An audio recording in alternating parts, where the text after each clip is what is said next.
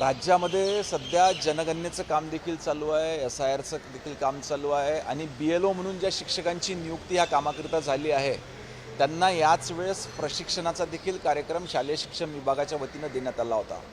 परंतु आपण सर्वजण जाणतो की यावेळेस उन्हाळा देखील फार मोठ्या प्रमाणात वाढलेला आहे, तापमान अतिशय वाढलेलं आहे. अशा वेळेस सगळे कामं ॲट ए टाईम करणं शिक्षकांना त्या ठिकाणी शक्य नव्हतं. काही शिक्षक संघटना आपल्याकडे ह्याच्या निमित्त अप्रोच झाल्या होत्या.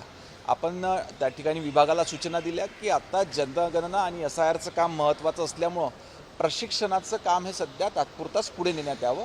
ह्या कामानंतर प्रशिक्षण शिक्षकांचं राज्यातलं घेण्यात येईल. तो एक महत्त्वाकांक्षी उपक्रम होता, तुम्ही त्याला पुढाकार घेतला. बाल वैज्ञानिक इस्रोला जाणार, तुम्ही मुख्यमंत्र्यांना नासाला जाणं, मुख्यमंत्र्यांनाही भेटले, काय सांगा? राज्यातल्या शालेय शिक्षण विद्यार्थ्यांमध्ये विज्ञानाची गोडी निर्माण व्हावी याच्याकरिता मागच्या अनेक वर्षापासून राज्यामध्ये तालुका स्तरावर, जिल्हा स्तरावर आणि राज्यस्तरावर बालवैज्ञानिक विज्ञान प्रदर्शनीचं आयोजन करण्यात येते.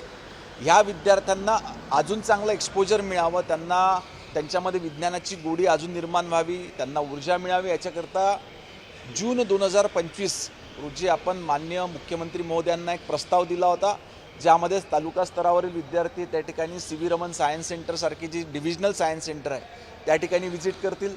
जिल्हा स्तरावर उत्कृष्ट परफॉर्मन्स करणारे विद्यार्थी हे इस्रो बेंगलोर ह्या विज्ञान संस्थेला त्या ठिकाणी भेट देतील आणि राज्यस्तरावर चांगलं काम करणाऱ्या शालेय शिक्षण विद्यार्थ्यांना अजून त्यांना चांगलं त्या ठिकाणी माहिती मिळाली पाहिजे, विज्ञानाबद्दल नवीन टेक्नॉलॉजी त्यांना माहीत झाली पाहिजे. याच्याकरता नासा अमेरिकेला ह्या जागतिक विज्ञान केंद्राला भेट देण्याची संधी उपलब्ध व्हावी अशी विनंती आपण माननीय मुख्यमंत्री महोदयांना केली होती.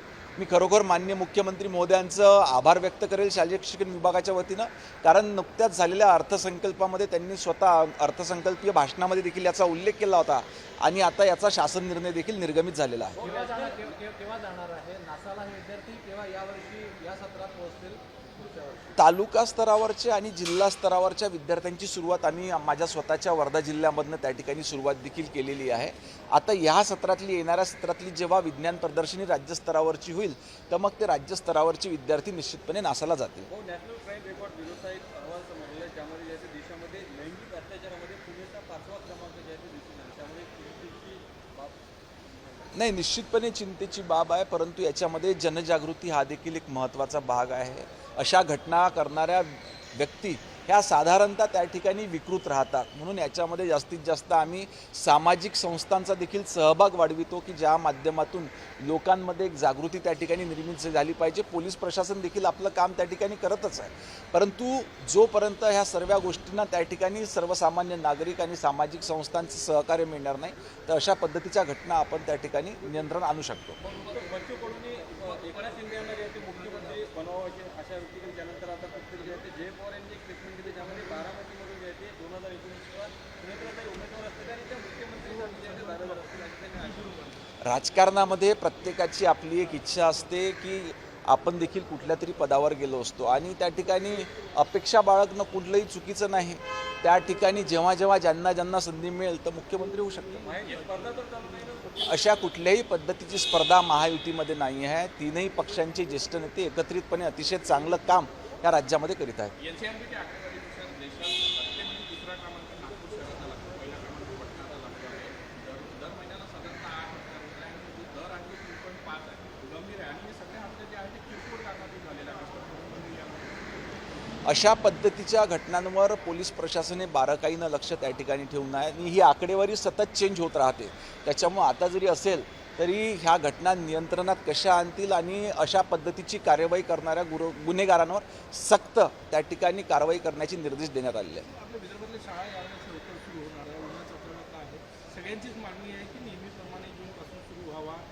काय त्यांची प्रचंड तापमान असणार आहे जूनच्या याच्याबरोबर.